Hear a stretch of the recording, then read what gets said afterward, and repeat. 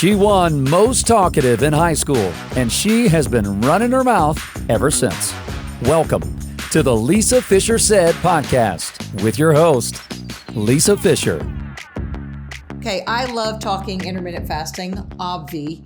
And Star, I love your story. So tell the listeners right now about your amazing transformation. Is 81 pounds your total weight loss? Yes, 81 pounds. Okay, so start from the beginning. Where did you start and how did you get here? Whew, okay, well, I'll try to sum it up as quickly as possible. You take your time, girl. You got nothing but time. Okay, so I have 6 children and I've birthed 4. So, and I always was like pretty much basically in shape. Like I feel like I was kind of always able to do the at-home workouts, or I was able to get to the gym. I was able to do different things like that while having babies, whatnot. And then I always, like I said, I always went to the gym. I got to a point where I finally moved out of the at-home stage stuff, and then I actually started going to the gym. And I started going to a CrossFit gym, and I was doing Zumba, and I was teaching Zumba, and I was doing all these things. And then I was about 35.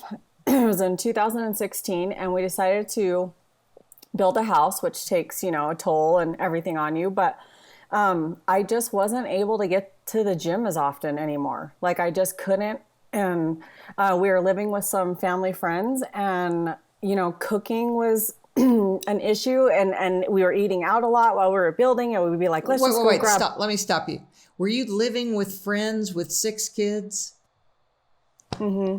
They're amazing. Yeah, you've got the nicest friends I've ever heard. I know. And the funniest part about it is he was our contractor. So we always joke with him that he built our house really fast because he wanted us out of his house.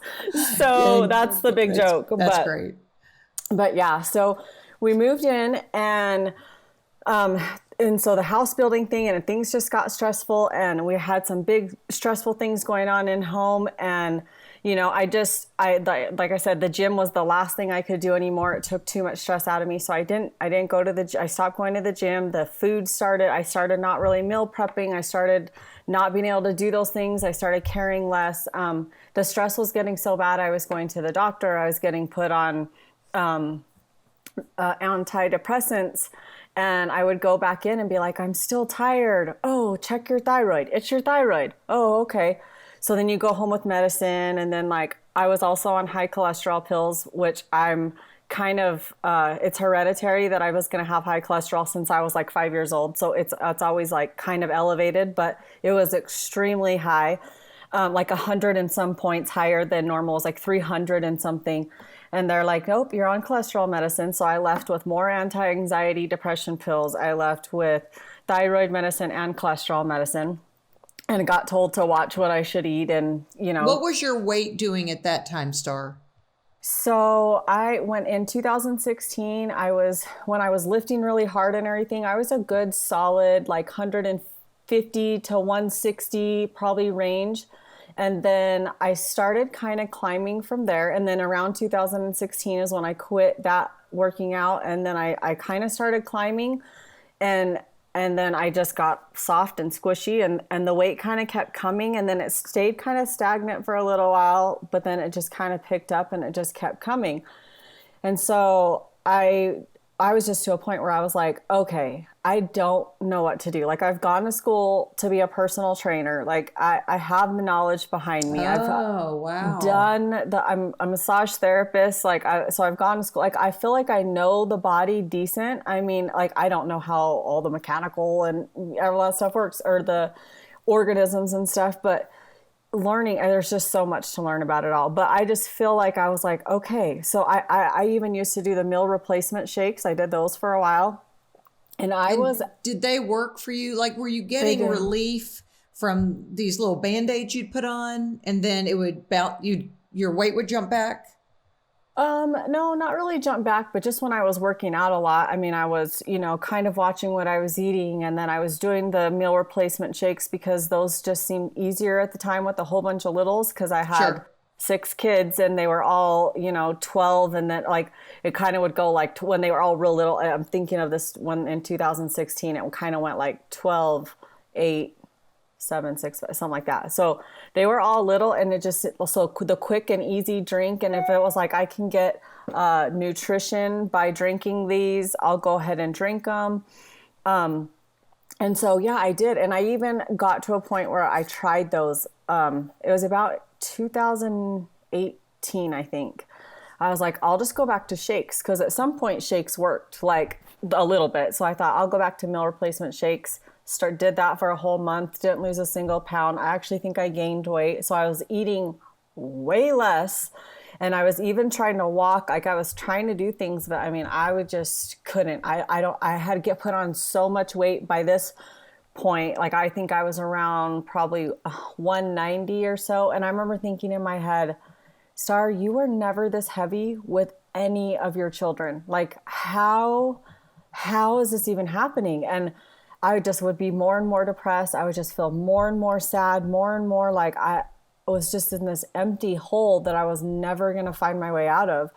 And then we went on a Disneyland trip in May of 2019, I believe. And I just remember Disneyland's like our thing. It's like our family's thing. It's mine and my husband's thing.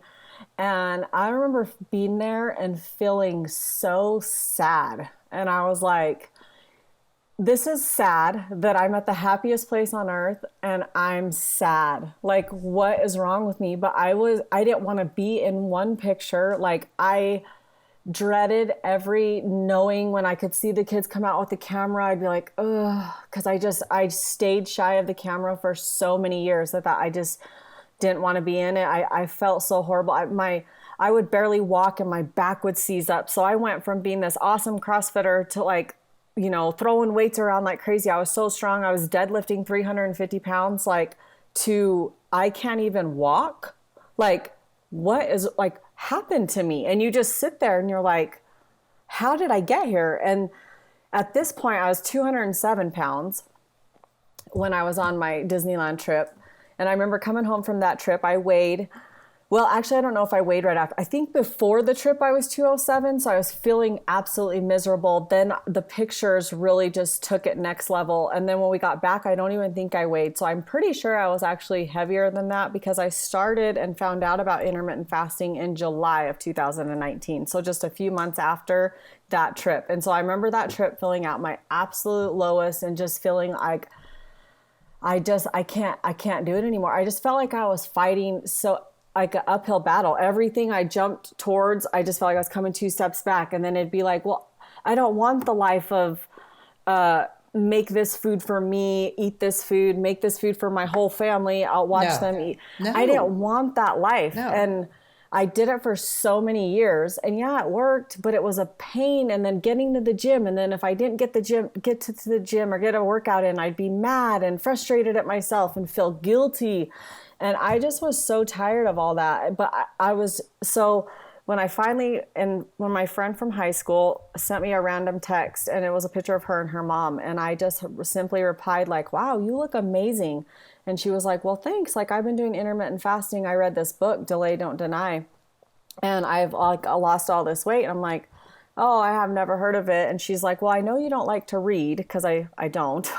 And so she said, listen to it on Audible. So I was like, okay, I was kind of like, whatever, but I was really blown away that she didn't look just by her weight. She like physically looked like she did in high school, like her skin, like everything about her looked younger. And I was like, how do you look so amazing? Like, and so I was just like, and that kind of like, I think resonated with me. So I was like, okay, I am going to listen to this. So it took me about a month or so to actually finally listen to it. Okay, I need to stop you here because one of the most resistant people that hear about intermittent fasting are you personal trainers. Because you personal trainers have lied to us, not just you, but you know what I mean? I say that all the time. You've believed it for years that you had to eat every 3 hours. You had to do a pre-workout shake. You had to do a post-workout recovery shake. And now you're about to blow your own mind, Star, by understanding the fact that we've been given misinformation. No one's purposely lied to us. I understand. But how resistant were you, Star, when you first read it or first heard it on Audible? Were you thinking, this is crazy? Honestly, I think because I was at such a low that I was open. For some reason, some sort of receptor was still open to hear something, because I was at such a low that I was grasping for anything. And so I was just like, I don't know, the light bulb started going off when I was driving. I had a really long drive. And so that's when I started listening to it. And I was driving and I was getting so mad when I was driving. I was like, I lied to clients for years. And I told them like to do this and to eat 3 meals a day. And if they were having 1,200 calories and if they were working out like we were working out together, then they should be losing weight. And since they were, I didn't know what to tell them. But you knew by your own story that the math wasn't working anymore. Well, and that was the thing where I was like, at what point can you keep dropping macros and then it ain't working? Like that was the mind blowing thing to me too, where when they were talking about the nutrients and macros, and she's like, your body doesn't know if you're eating a Dorito. Your body just knows that you're having carbohydrates and it's processed and it doesn't have a whole bunch of nutrients in it. Or, that's why making the food choices does matter, where, people come into intermittent fasting with, when I say people, I mean me too, with I can eat whatever I want. It just has to be time restricted. That's all I have to do, which is fine. But that's a good springboard. It's a good in the beginning, to start. Because it's kind of overwhelming, because if we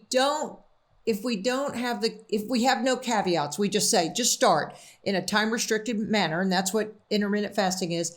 Then when we get down to it, then we kind of lean in and go, now listen, in a little bit, your body's going to stop losing weight. And then you're going to ask what to do. And then you can kind of tweak it. Otherwise, we get back to diet mentality. And the one thing we leave behind in intermittent fasting is counting macros and calories and how many reps we did on the lat pull down. Right. We're trying to break free. Don't you feel freedom? Right. Oh yeah. I was going to say, you're just listening to your body, like what your body truly needs. And that's what I tell a lot of my clients. Like in the very beginning, I don't want them to change anything. I don't want them to change the type of foods they're eating, because I think one of the beautiful things with intermittent fasting is that you just organically change over time. Your body will seriously it will make me mad sometimes. The fat girl in me wants to eat like a donut so bad, like so bad. And then I eat it and I feel like crap. It makes me terrible. Like I could sit on the couch and sleep.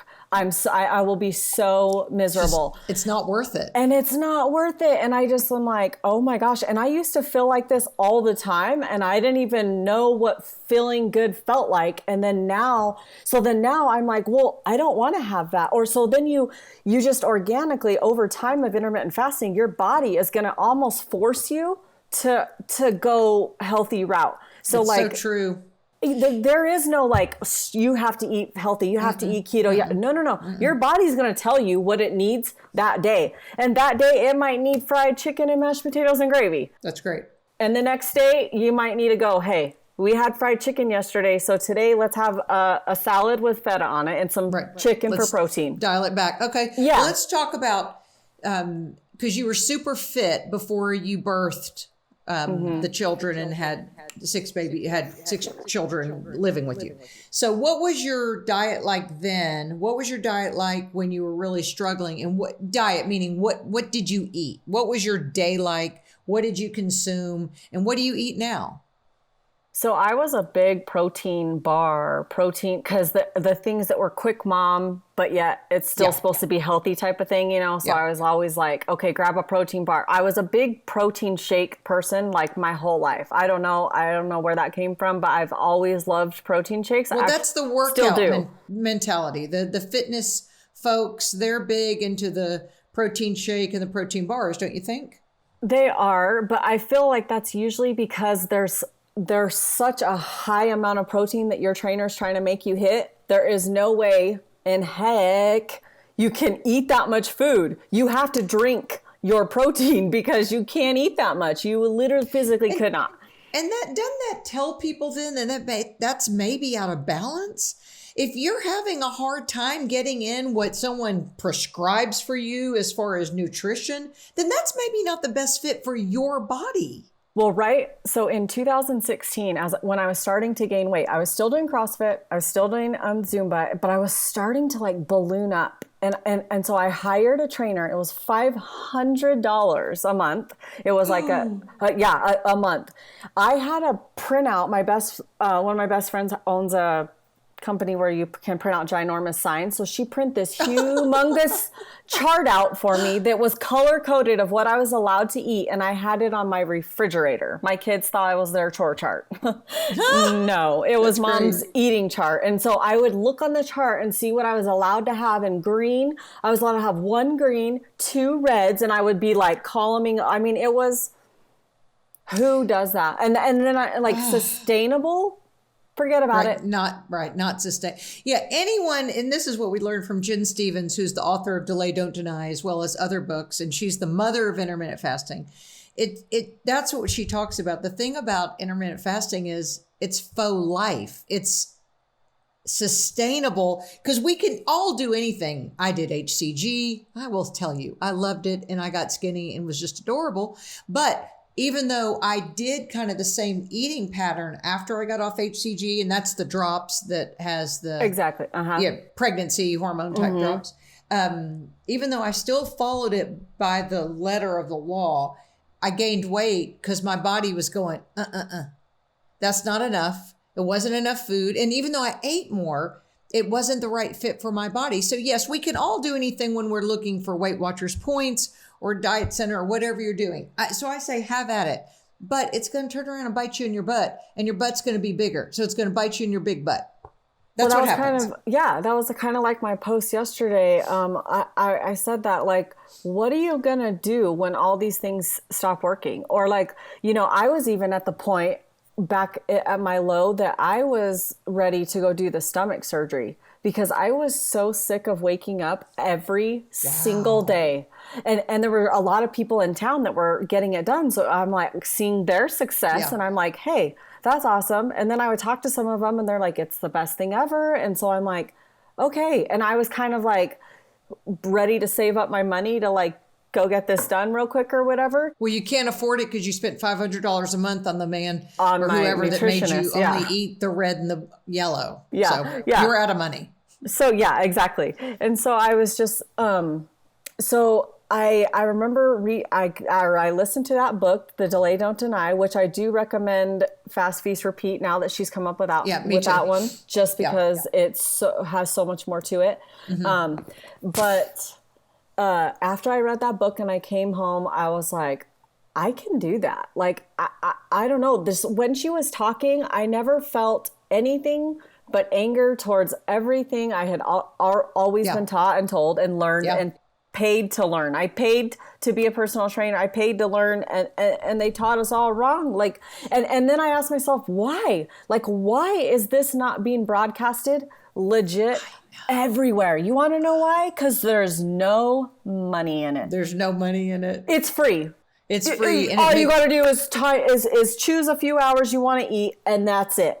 If you want to add in exercise, add it in by all means. I'm not telling you not to work out. Do I work out? No, I don't, because I haven't. Wait. Miss Former CrossFit America does not work out now, and you're as thin as you are. Doesn't that tell us too that working out is not a panacea for weight loss? I have always heard, even when I was a trainer, I heard that it was like 85 or 75% of what you do is not in the gym, it's in the kitchen. I would always hear that, where, even as a trainer. A bad diet. Yeah. And so I'd always hear that. And so now I'm just like, and so I'm, the only difference that I tell people is that I'm a very active mom. I don't sit and I do got my shows that I watch, don't get me wrong. Yeah, you do, girl.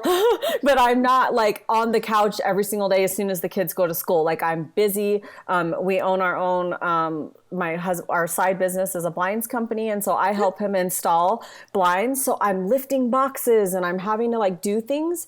So I do have that aspect. When I'm doing house chores, I try to really kind of go back to my CrossFit days. And I think, Star, don't bend over. When you bend over to pick something up, you hurt yourself.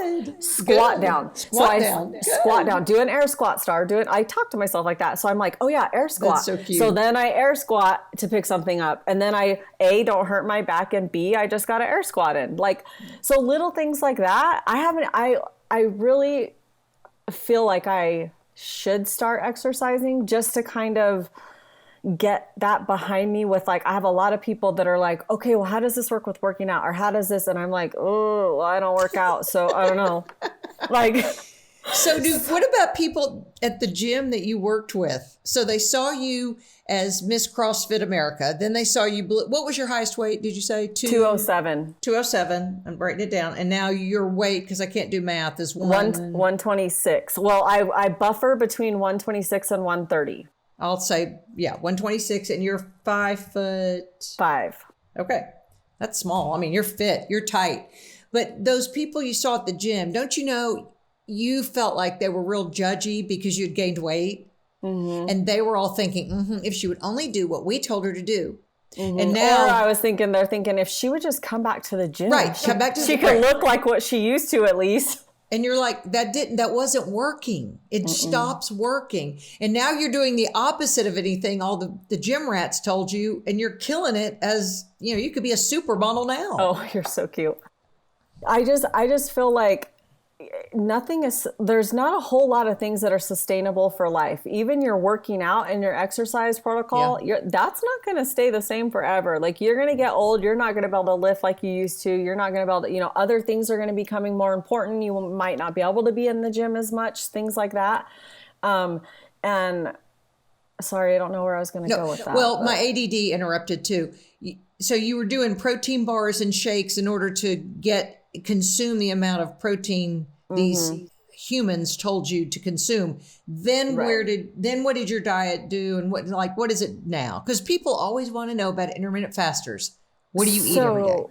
So I kind of ate like that. I ate whatever I had with my family. I would have meal replacement shakes. That's when I was working out and stuff. Then when I kind of in 2016 stopped all that, I kind of was just eating anything and everything I wanted, really. I that's how, but then I would go through my spouts of feeling like I hardly ate anything.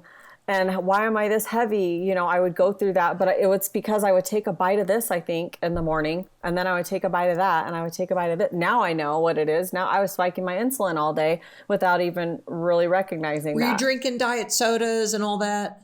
No, I was never really a soda drinker, so that wasn't ever a problem. Or anything diety? Did you have like low fat or low calorie snacks to justify that? That's one thing that a lot of people do, I feel like, and they'll say, well, I'm having my coffee in the morning, but I'm just doing stevia in it and a little cream. And I'm like, you just broke your fast. But they're like, but it was under 50 calories. I'm like, doesn't matter. That doesn't matter. Your body doesn't know calories. It doesn't know sweet. It just knows it does know sweet. It knows that it sensed the sweetness, so it dumps the insulin because it's expecting the food to come. And then if you don't give it to it, then now you're just storing all that insulin. Congratulations. And you're all jacked up. Yeah. Oh. And you're starving. Starving. So I don't know, like clean fasting is absolute number one rule. So clean fasting, for those listeners that don't know, is you're not allowed to have anything outside of your eating window that is not clean fast approved. And clean fast approved items are plain water. You are not allowed to have lemon in your water because, yes, plain water. Topo Chico, any kind of plain carbonated waters. Those are fine. San Pellegrino, I think, is the other one that people will use. And then you can have black coffee. Black coffee. Yes. And black tea. So no raspberry tea, right? No even flavors. Like no tea, flavored teas, right. No, like it's nothing like that. Spearmint tea, no, negative. Green tea is allowed. Green tea is fine, but definitely still has to, of course, be black. And so those are your options. Did you start with that philosophy in the beginning? Oh, yeah. I did start out clean fasting. I knew because Jen said that was the number one rule. So that's what I took away from the book. I was like, okay, clean fasting. So I started out with Jen's protocol because I was like, well, after I read Delay Don't Deny, I was like, well, what am I supposed to do? Because here's the similarity with you and Jen. She went from 210 to about 1 26 and she's about 5'4". So you have very similar stories, and that going from obesity, now she really fought it too by trying every diet in the book, and that's part of her story. But you probably could really identify with her, right, Star? Oh yeah, I mean, I definitely, because I feel like I went through all those different things. I never tried the HCG because I was always scared of needles, and so. Well, you were always pregnant too. Yeah, that you never too. had time. Yeah. So, okay, so you started with the clean fasting, and then tell me about, go back in time. It was 2016 that you started? No, that's when I started getting heavy and everything. Right. 2019 is when I started intermittent fasting. Okay, so tell me, let's go back in time, because people are listening right now that have heard about intermittent fasting but think, no, I'm going to get too hungry. But tell me about those first 2 weeks. Do you remember them? Because I remember mine. I remember being really hungry for the first few days, and then I wanted to eat the countertops, and then somehow, maybe a couple of weeks later, it just got easier like that. How do you remember it? I don't really remember, and I actually did journal, which I could have looked before, but I wasn't sure what good. But I did, and that's like one thing that I really suggest to all my clients to do is journaling every day, just a really quick. Because I weighed every single day like Jen did and took an average, because I found out that was the only true way to see what you lost. Because it's amazing when you hop on the scale from like a Sunday to a Sunday, how completely off they can be. And you will think to yourself, oh my gosh, I didn't lose any weight in a whole week. When really it could be you just ate something maybe yesterday or the day before that your body kind of hung on to, or your inflammation is up a little bit. I mean, there could be so many things.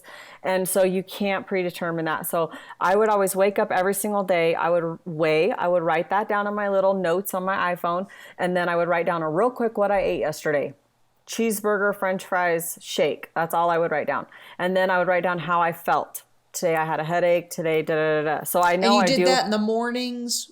In the mornings, every morning. And just, it was a recollection of what happened the day before. That's a real good plan to me. So then if I ate something and I had, say, a headache the next day, I'd be like, well, why do I have a freaking headache? And then I'd be like, well, I don't know. What'd you eat yesterday? And then I'd go and look and I'd be like, well, I just had a salad with this, and this. And I'd be like, well, maybe you didn't have enough protein yesterday. So maybe you need to up your protein today.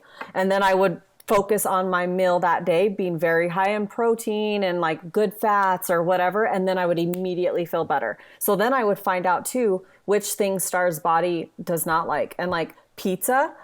Okay. So I love pizza so much, especially a good slice. But holy cow, if I break my fast with pizza and I eat just pizza with like no side salad or like oh my God, I will fall asleep that fast. Miserable.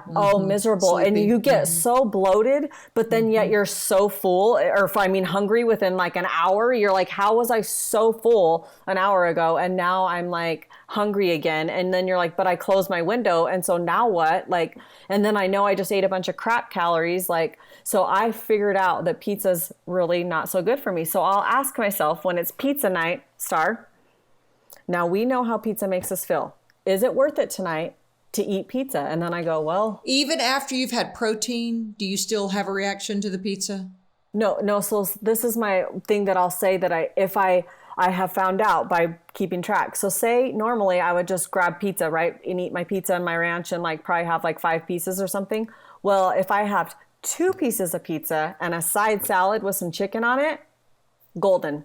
So I still get to taste the pizza. I still get to chew the pizza. I still get to indulge in the pizza. I still get to have what I want. Maybe not as much, but hey, I'll take 2 pieces and a side salad with chicken on it if I can still have it. Like it's like you gotta, there's pull and give or whatever, where like, yes, intermittent fasting gives us freedom to eat whatever we want, but we also have to be very conscious about the foods that we're putting in our body, especially when we're fasting for a long time, because you're going to be almost super hyped up, sensitive to foods too, that you might eat something that super doesn't agree with you. And so like immediately try to figure it out. Like if you bloat really quick or you all of a sudden don't feel good, like really focus on what you just had, because you might have just figured out you're gluten intolerant or whatever, and you never knew because you eat all the time and you're just like, I don't know what I'm allergic to because you're eating all the time. Well, maybe now you just figured it out. Like, so really pay attention to those foods, journal it, write it down.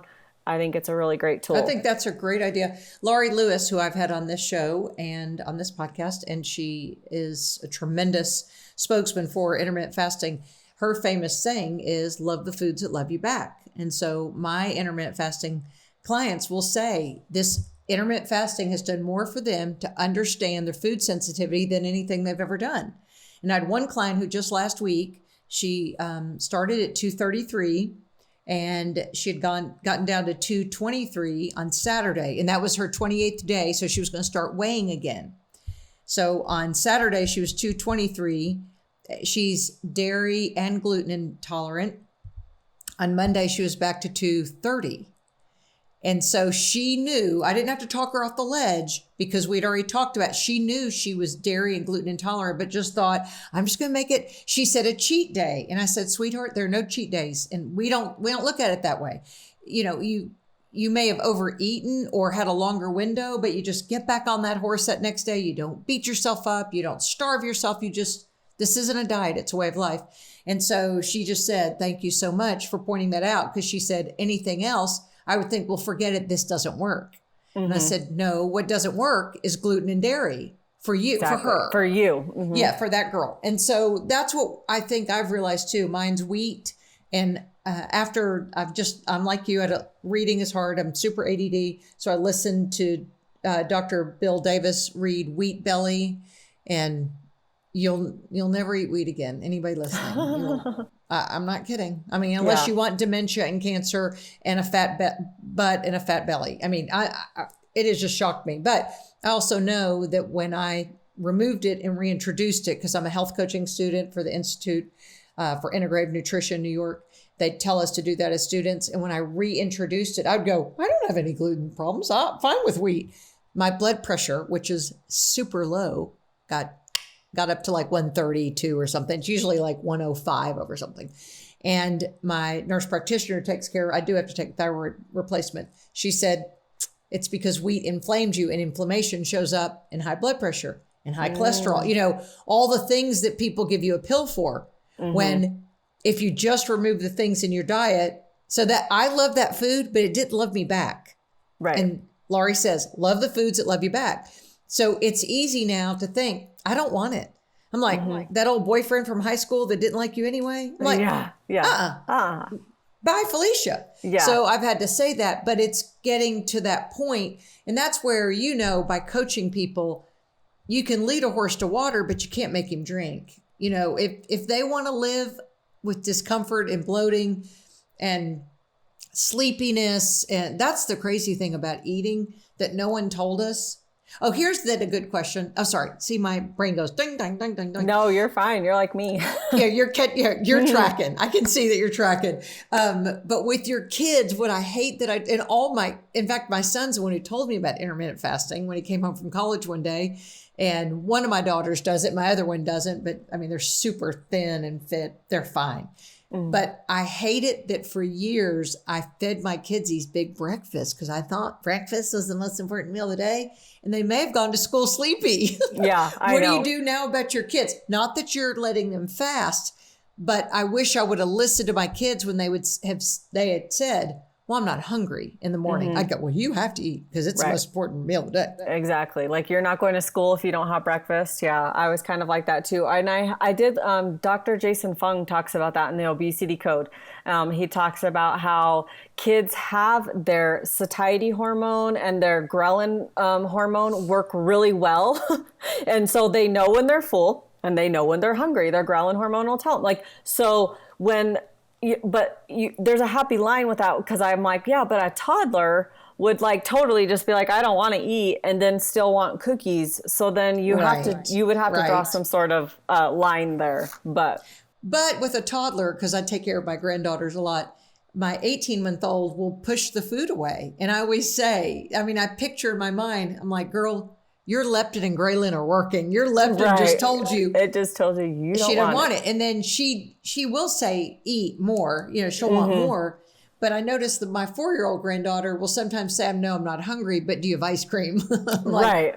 where it's like, no, yeah, that's not work. How old are your children now?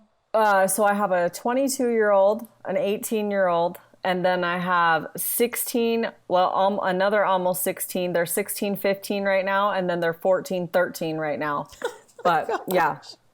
So a whole slew of teenagers. So what I do with them, though, especially my oldest, my one that's 18 that was oldest this year, she had a really crazy schedule and she would get so sluggish if she would eat. So she started not having breakfast when she would very first leave the house, but she would get to come home around 10:30 or so, and she would eat when she came home at 10:30. Then she would have to run back off to class and stuff. So she kind of would have like a 2 meals a day and an 8-hour eating window is kind of what she was on. And she would do really, really well with that. And again, she's 18. We are telling you the contraindications for intermittent fasting for the kids. Is breastfeeding, mother, a pregnant woman, children. It's frowned upon. Right.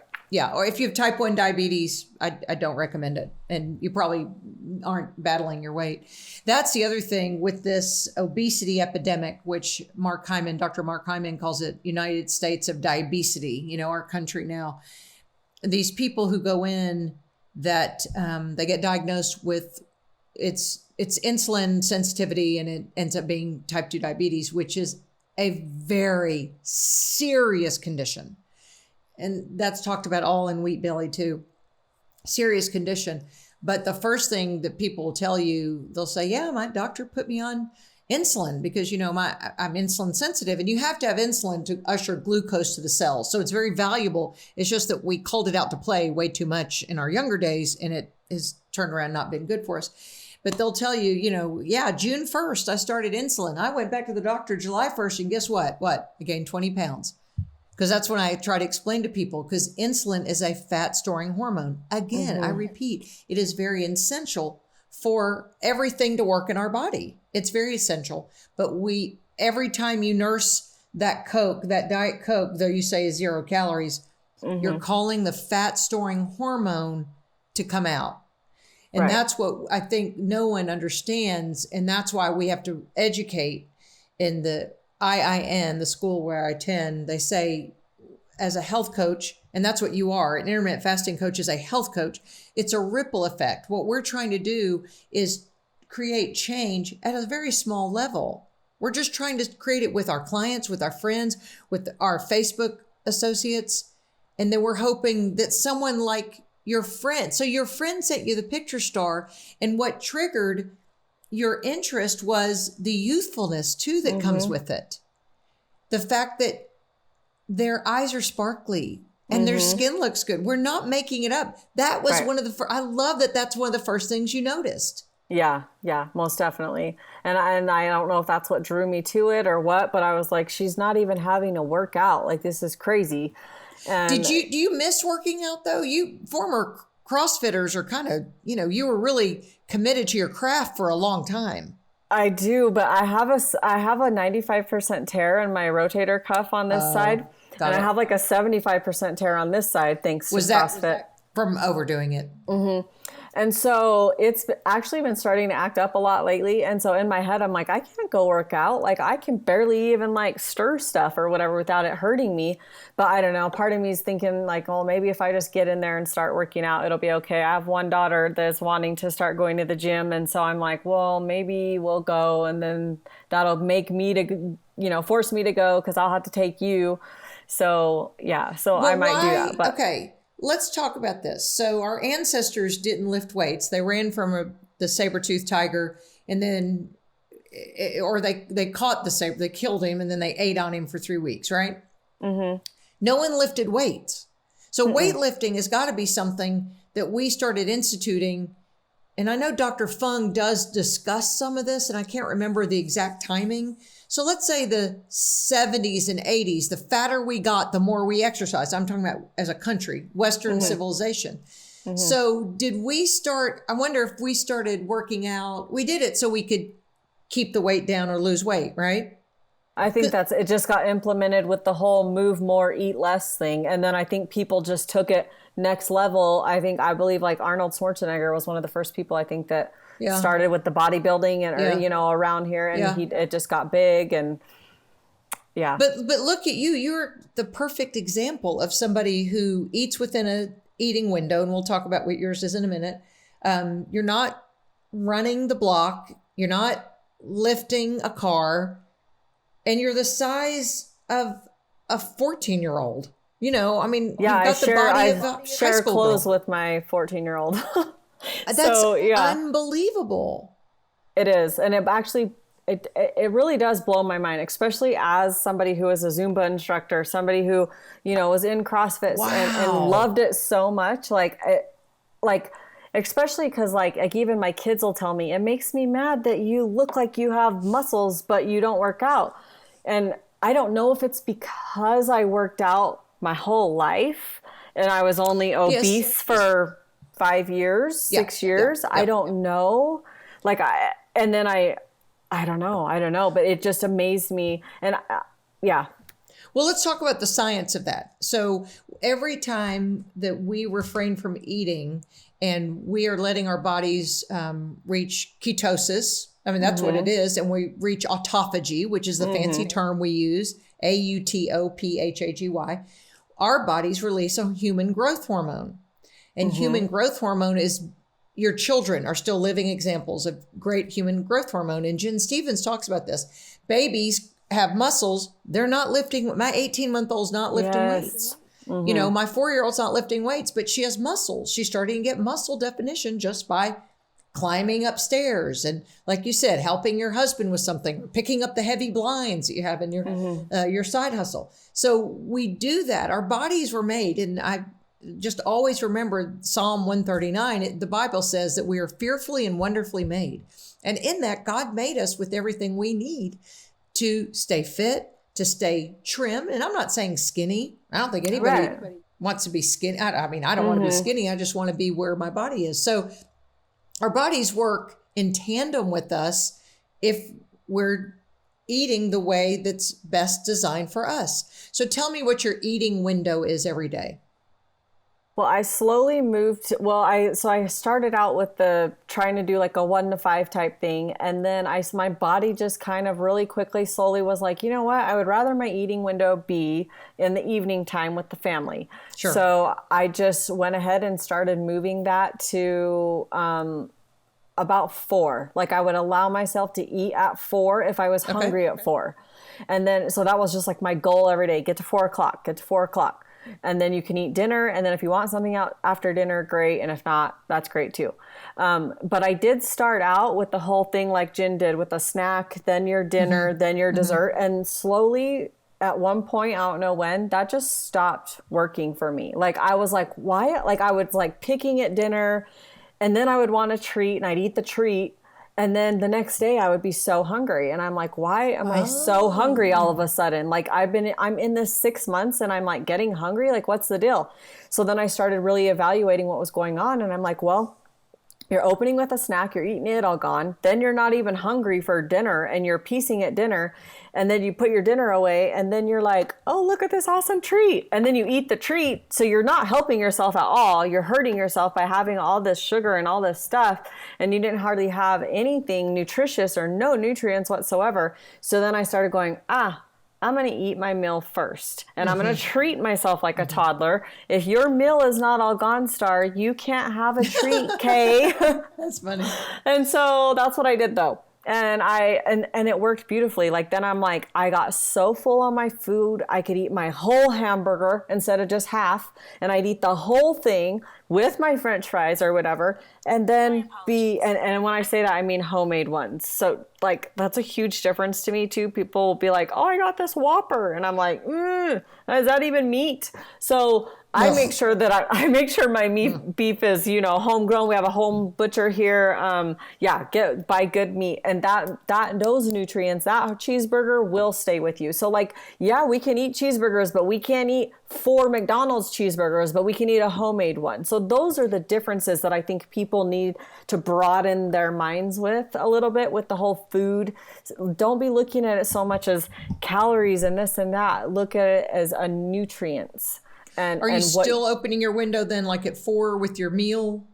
Yeah, well, so 4 o'clock is what is a time in my head, but I also use the window app because I love that app because it's the only app that allows you to track your eating window and your fasted hours, both, because the Zero app and the other ones only let you track your fasted hours. And that's to me is very confusing. Like for my clients, I would rather tell you, look, you got a 1 to 4 hour eating window. That's it.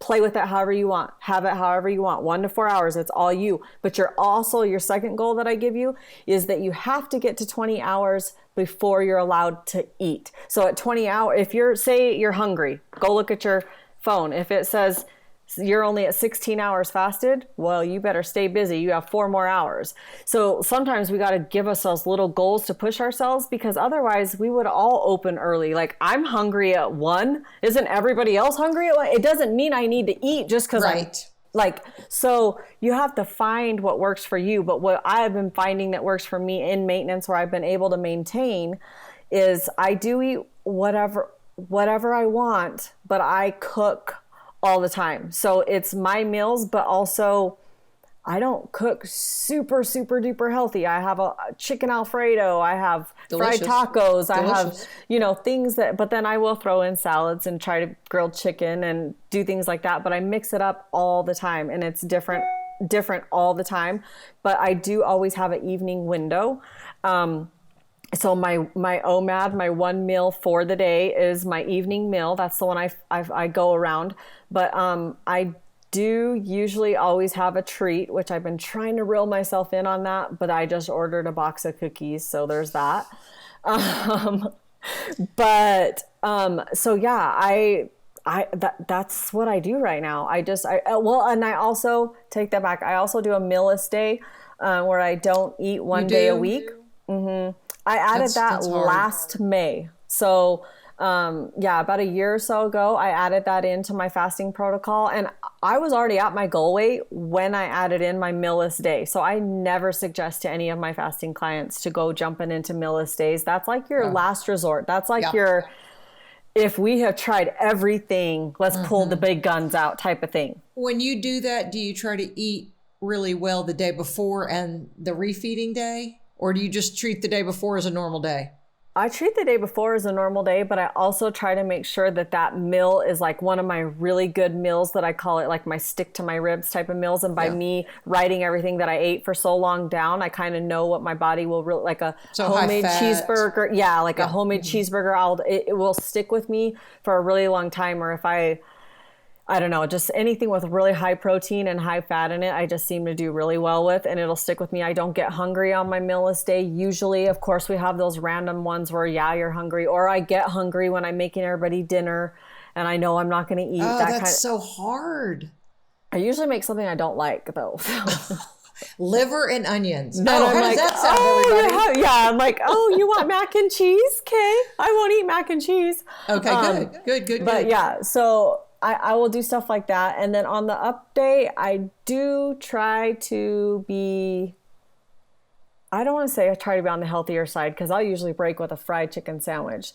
But I do like really, like I do try to focus on those meals being really good nutrients, just because I didn't eat for a whole day. So I don't want to just go and like have McDonald's or Taco Bell or something when I just fasted for 36 plus hours. Right. Why would I go basically ruin it with Taco Bell? Like, give your body good food. It needs something really good. It just worked really hard in autophagy for 36 plus hours. So feed it good nutrients. Okay, now you talk about your cholesterol. You were in like the Olympic gold medalist with cholesterol there for a minute. I assume that came down. Yes, with no exercise, and which that's what I was told with. I got off all my thyroid medication. My thyroid is all of a sudden working. My levels were so low that they're like, wait, your levels are so low, so now you're making it. You're overdoing it. Yes. So then I had to back off my medicine. That's right. And thyroid medicine is titrated, meaning it's based on your body weight. So probably the less you weighed, the less medicine you needed. But you're saying you take no thyroid medicine now? None. Yeah. So I'm not taking anything right now. And you don't I feel still tired? get my levels checked. No, my energy's through the roof. That's amazing. Yeah, through the roof. Okay, so levels checked, and then your cholesterol came down. So then my cholesterol dropped over 100 points. over 100 points by doing no diet, no exercise, no specific diet. I still had, because I always say, well, watch your diet and don't have fatty foods, don't have fried foods to get your cholesterol down. I didn't do that. I didn't do that. I did fasting. That was it. I fasted. I did not watch my diet, but my cholesterol still dropped over 100 points. And they were like, so no more cholesterol medicine, no more thyroid medicine. And I also weaned myself off of every single antidepressant because I soon figured out that I just started getting happier too. So I'm like, well, I don't even need these. Like I'm getting happier now. So I'm not taking any medications right now. So that's amazing. That's great. Any prescription Congratulations. drugs. But if you ever need them, I know you'll go back. Oh, Listen to your body. Listen to your body. Yep. What's your blood sugar? What was your blood sugar like? Fasting blood sugar when you were overweight compared to now? Because taking that mealless day, one mealless day, does help your blood sugar and insulin levels. We don't know what insulin is unless you have it measured, but you have your blood glucose. What's it like? I can't remember what my blood glucose was like, and I actually haven't looked at my paperwork for a long time. I'm trying to think. But it wasn't anything that your A1C was high or anything that doctors I was going to say it. They did notice my A1C was like, is it 5 point something? It was higher, and it dropped down to the 4s. Yeah, I was going to say the 3s, actually. I want to say 3 something. I'm in the 4s. The 3s is low. So that's great. Because this is the other thing we know about, and again, after listening to him talk about it in Wheat Belly, the higher that insulin is, that's that A1C, and that's kind of a number from the last 90 days. It's kind of a cumulative number. The higher that number goes, the more diseases and conditions you have. That number comes down magically. These other things heal itself too. So it's kind of silly. It's kind of crazy, the connection with our diets, but it's kind of crazy that we realize, Star, and you have health is in your hands. It's not in your doctor's hands. Your doctor doesn't have the key to your health. And that's my big thing too. And like my mantra with intermittent fasting is like, I don't care if you don't have any weight to lose. Like, I don't care if you are super healthy, you should still be an intermittent faster for the health benefits alone. If you don't want Alzheimer's and you don't want cancer and you want your cells to be clean and crap up in there and making you look young and crap, like, come on, like everybody, whether you have weight to lose or not, this is your health plan with the side effect of weight loss, and it'll keep you, and you'll be able to maintain, and you'll be able to stay where you want to be, but it'll have your back, it'll have your back in health purposes. Like I have a lot of inflammation, diseases that run in my family. My mom has lupus, diabetes runs really bad. Like my Nana, she had half a leg. Like her diabetes was so I've seen it up hand what diabetes can do. And I remember being so scared to death when I was getting big that I was like, I'm going to lose a leg. I'm going to die. You could have. Just feel horrible. My dad had a heart attack at 39 years old and I was almost there. So I was like, well, I'm probably going to have a heart attack like my dad did because it's probably hereditary. I was freaking out. And so intermittent fasting legit saved my life because I really feel like, because I felt like there was no more hope. I already felt like I should know what to do as far as being a trainer and this and that. And I was starting to do some of those things and nothing was working. And I just felt so hopeless. And then this came along and it was so easy that I was like, okay, I just have to restrict my time of eating. Don't have anything. Okay, I got this. That's simple. I can. And this was like my one last hurrah type of thing. Like I was like, if this doesn't work. Great hurrah. It worked. What about alcohol and desserts? Are you off limits or do you limit them? I don't drink alcohol, but I do have way too many sweets, and I really should probably back off of those. I'm either making. Delicious? Oh yes, they're so good. I'm either making something delicious or I'm buying something delicious, and I tell myself that I'm just supporting small businesses and stuff like that. Darren, who's our producer, I know we can't see him because he's the phantom over there, but I know he's there. He is. Darren's life is around supporting small businesses or making his own small business worth of bundt cakes. So I get you. Oh, I get you. Yeah. Okay, let me wrap it up yes. with the most important question. What shows do you like to watch when you come home and sit on the sofa and want to indulge yourself? You're talking about your shows you like to watch. Well, okay. A really old one that I watch with some of my daughters is the Vampire Diaries. That might be kind of embarrassing, but we love it. But another show that's kind of new is Manifest on NBC. People are loving it. Darren, have you seen Manifest yet? People are good. loving it. I love it. Okay, I'm writing that down. And then Yellowstone is good. Yeah. Oh, he loves Yellowstone. Well, I tried. I fell asleep. Hey, side note, my maiden name is Dutton.